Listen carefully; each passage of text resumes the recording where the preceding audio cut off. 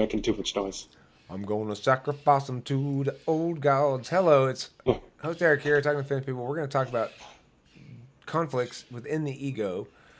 In other words, what makes people non-optimal, I think, is the best way to put that question. What makes people function non-optimally? What does it mean to function non-optimally? So we express that sometimes as conflicts within the ego, which can mean such things as, uh, they usually have to do with perception of self and identity. And if an individual understands themselves as whole in a way that is accepting of their own myriad shortcomings and seeks to maximize the extent to which, through shared honesty, those mutual shortcomings, shared or in contrast to one another, in combination with mutual strengths, can be used to provide solvency regarding non optimal functioning for all human beings. Convoluted but safe way to say all that shit. So, to be non optimal, in my mind, is to be doing shit you don't want to do. Now, this is a very ENTP perspective on optimal and non optimal. It's pretty simple. I've got a very straightforward understanding of how the world ought to be from Eric's perspective. Eric's perspective is the world should be such that Eric only gets to do and only has to do exactly what he wants all the time. And it's fine because I don't want to do anything bad. That's sort of like little Eric standing in the back of the head going, this is how the world should be. And he basically defines it for the rest of us in there. There's a number of different people in my head. Like, I think it's true for everybody. In fact, I refer to myself in my head as us. And sometimes I will talk to myself in third person a lot. I don't actually call myself host Eric in third person. I just call myself Eric, but I will scold myself all the time by saying, Eric, god damn it, fucking Eric, fucking stupid, like that shit all the time, right? Sometimes out loud when I'm by myself and nothing else going on, nobody around to hear me or whatever. It's not for performance reasons. It's something I think I picked up from my mom who muttered to herself all the time. Anyway, a conflict in the ego then is something where you busting your own chops in a way that is not playful and self-liking, I think, is one way you can be non-optimal. Another is if you're busting your chops about shit you don't own. If like I value certain things, and if I fuck up on them, I feel really bad. The things I value that I know I value, in which case there's no excuse for failing at it. It's not like I can say this doesn't matter. It does matter. I know it matters. I said it matters, and yet I still fucked up on it. And I feel it matters, and I see these people affected, and I still fucked up on it. And fuck you, Eric. It's like that kind of a thing. You got to be able to do all that shit without the so fuck you, Eric, you fucking loser, right? You got to leave off the last couple of things. You got to, and when that gets extreme, it turns into, you know, oh my God, I hope when you walk out of this house today, Eric, you get fucking murdered by somebody, you fucking worthless sack of shit. You have no business being alive at all. I don't know why you were wasting air for the rest of the people in the world. Everyone will be so much happier when you're dead. Like, that's how it used to be, right? When I was an alcoholic, that was my morning cup of coffee right there. And it was great. I loved it. It was so much fun doing that in the shower every morning and saying See, this is shame, why this is why screaming I it don't sometimes. become an alcoholic or anything because I already do that and I'm sober. So I can't What? imagine it getting any better. Well, yeah, and I've been through periods of time doing that when I wasn't a drunk too. So it's not just being an alcoholic. It's my recent experience of it was that. So the point is, we all have the potential for, I think, self-loathing, and I think the number one job in reducing non-optimal functioning is to say to resolve those things. If I feel as though I am not appreciated enough, not recognized enough, then I've got two options. I can either seek that in a way that works, or I can voice my indignation about it in a way that doesn't work. If I am seeking a chick, right? Like I'm kind of seeking a chick, but I'm kind of seeking a chick. I'm not going crazy, right? I'm not like, oh well, I have to not think about anything but getting a chick. If you do that, then it's bad, right? So basically, it's a matter of I have to come to terms with the fact that I'm lesser than others in lots of ways, comparatively, and I am lesser than my own standards in a lot of ways internally.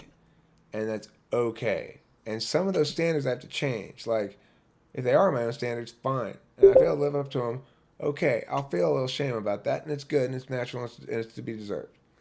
If they're not my own standards, they've been internalized bullshit, then I need to purge my system of that bullshit because there's no reason for me to be feeling bad about shit I shouldn't be feeling bad about just because other people think they should.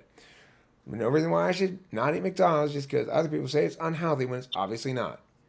Same thing, right? It's a nice logical fit state of affairs. I eat McDonald's all the time and I'm perfectly fine. It's obviously healthy, and yet people still tell me it's not. It doesn't matter what they say because I'm the one eating it. I'm not telling them that they should eat more McDonald's until they tell me I should eat less. Then I think it's a good idea to tell them that. No, I should not eat less. How many Big Macs have you had today? What is wrong with you? Do you not care about your health one bit? You need 3 more Big Macs right now. That's what I mean. I might tell somebody who busts my chops about eating McDonald's. But anyway, the point is that normally, under normal circumstances, I'm not going to tell them to eat McDonald's. What the fuck are they telling me to eat for, right? That's what it boils down to. It's like, whatever it is you are possessing within yourself that is true, the extent to which it is a truth that others must acknowledge can only occur if there's actual injustice or if, in fact, that its own inherent goodness draws consensually that which it seeks. That's my speech.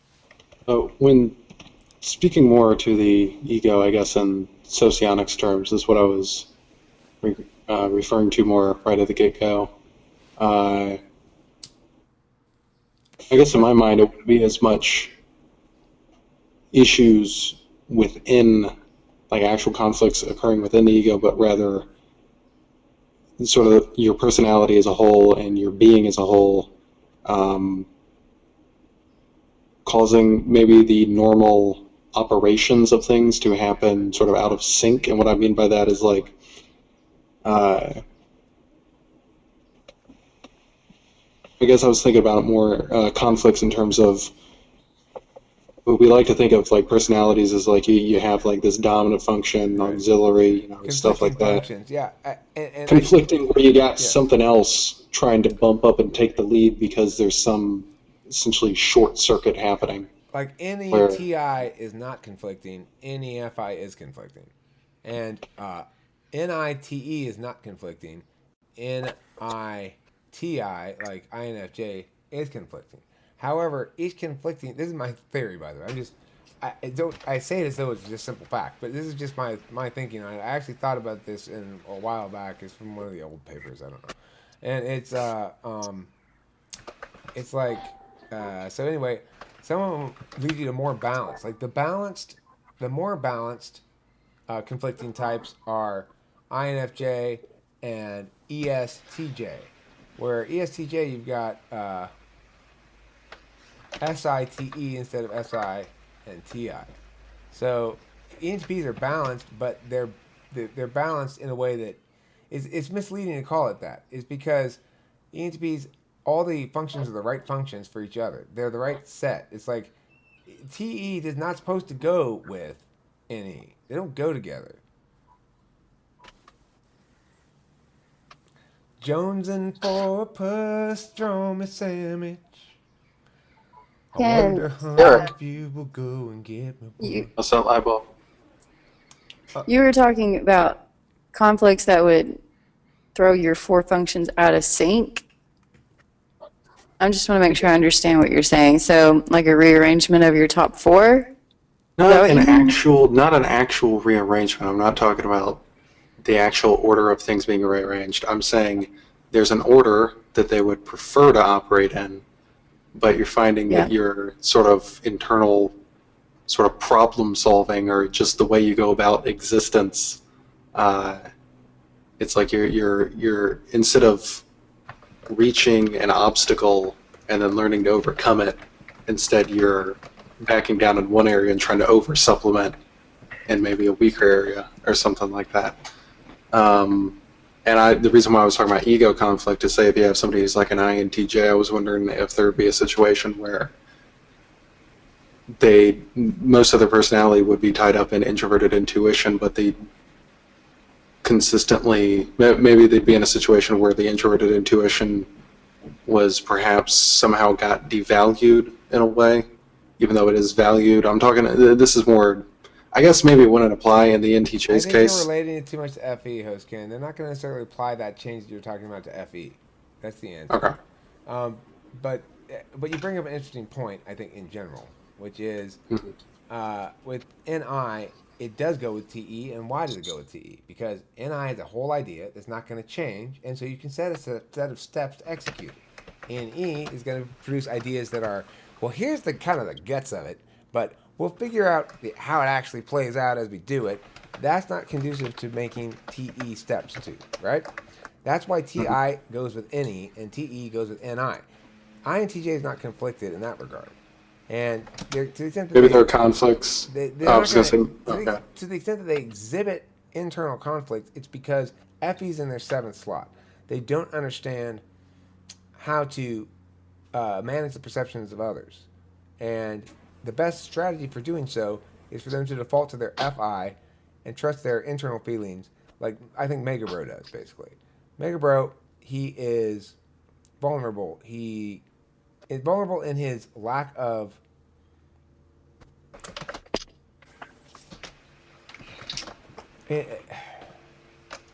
he's smart about it. Put it that way. He's smart about it, you know? And I don't know how or why that happens in his head. I know that that's not necessarily true for INTJs in general. My friend John Sullivan is probably comes across as awkward to most people, and yet I love hanging out with him. It's easy for me to hang out with him.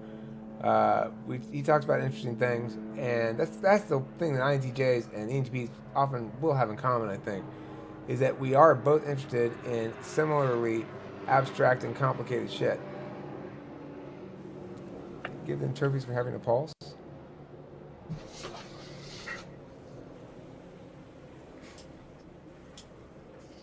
Congratulations, you've got a pulse. First place. First place in pulse having contest.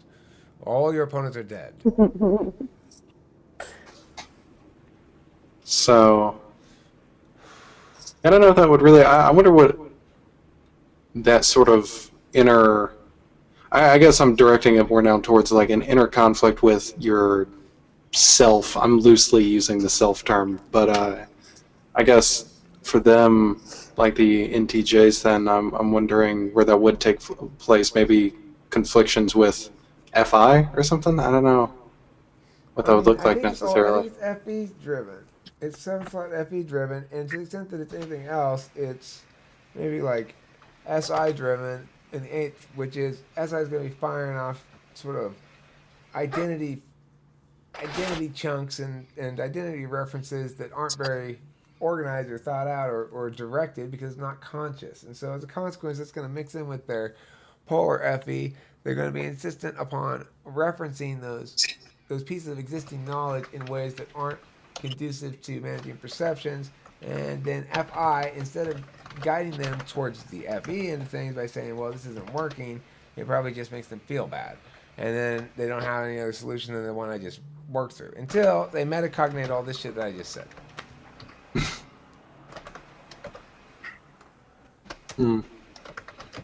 Somebody say, you are wrong, Eric, or you are right, Eric.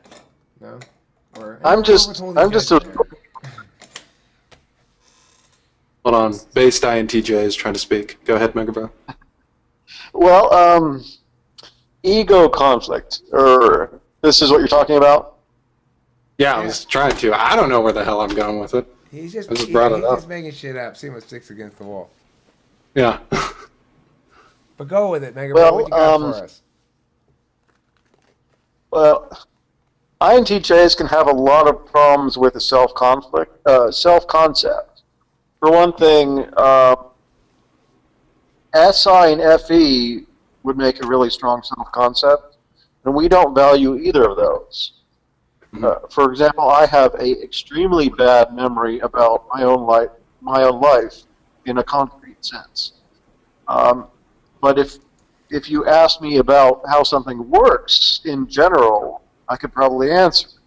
It's like I can't remember how my life works, but I can understand how everyone else's life works. It's kind of weird. Uh, and then if you get into the FE, it's like we can kind of see what someone might be wanting us to do, and it's like, I don't. But everyone will ask why you weren't there, Mega Bro. Whatever shall I do? How will I explain it? Their perceptions of you. How will I manage them? You must go. Like that? You don't like that? Uh, so what I do is I just like sweep that away. Just sweep it away. In general, what do you think about this arguments to begin with? But everybody's going to think. Probably not your favorite.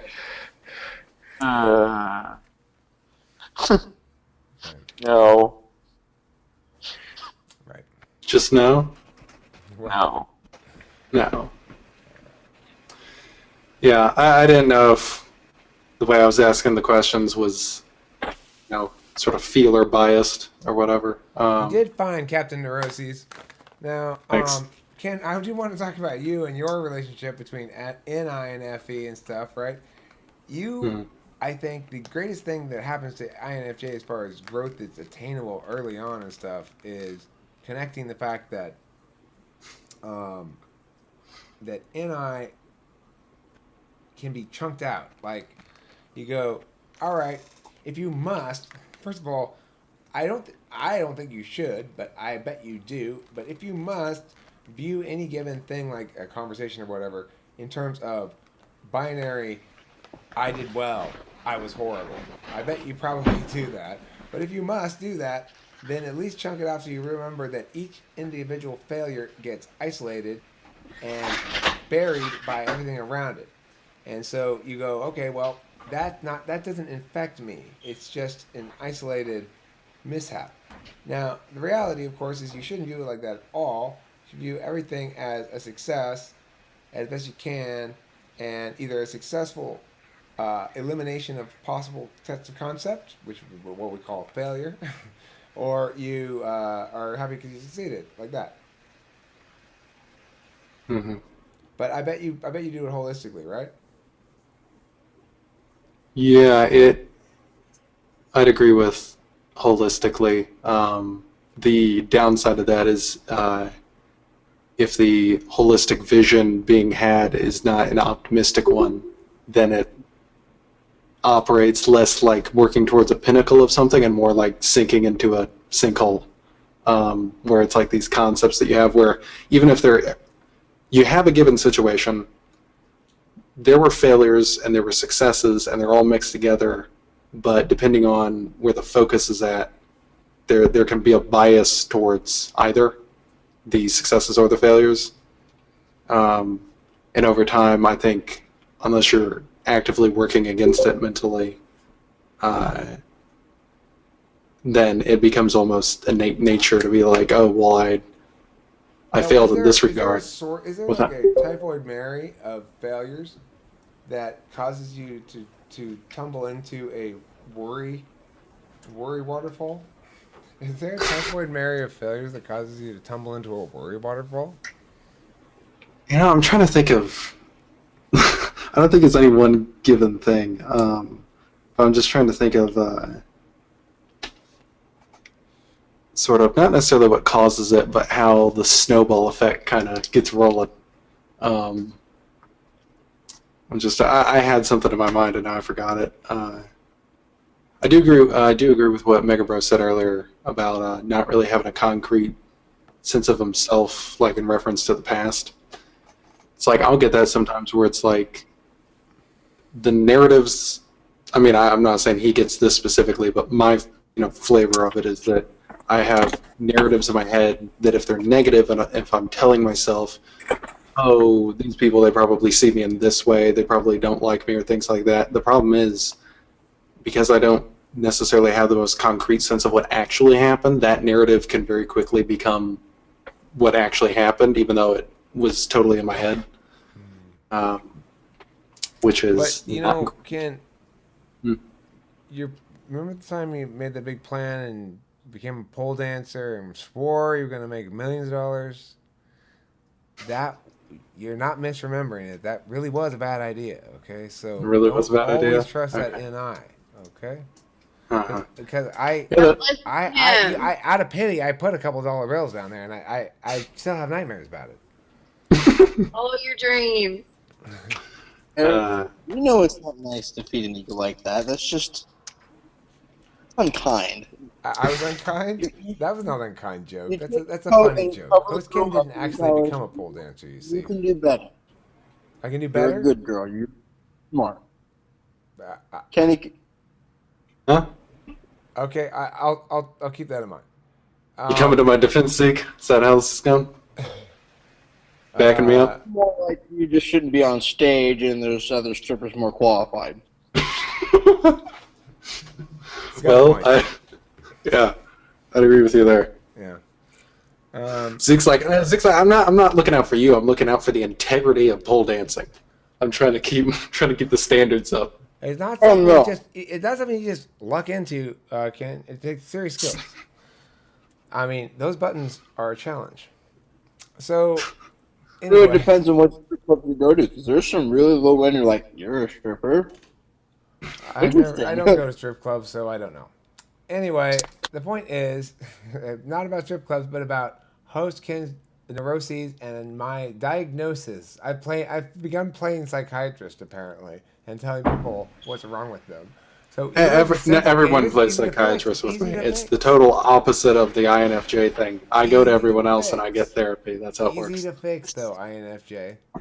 You know what it is? Hmm? You just gotta put your failures in a box, tie it up with a ribbon, and mail it off to Santa Claus. Okay? Put your successes on the mantle and rub them with your hand, saying, "Good job, Host Ken." That's it. That's it? That's the whole thing? hmm Okay. I had to do it because Santa and I have a deal. If I did that, then he's going to give me some extra shit this Christmas. Okay. All right, so that ends this episode of Talking with Famous People, apparently. I hope you enjoyed it. It was absolutely filled with moisture. And that's how I like my Talking with Famous People episodes. Hopefully you do as well.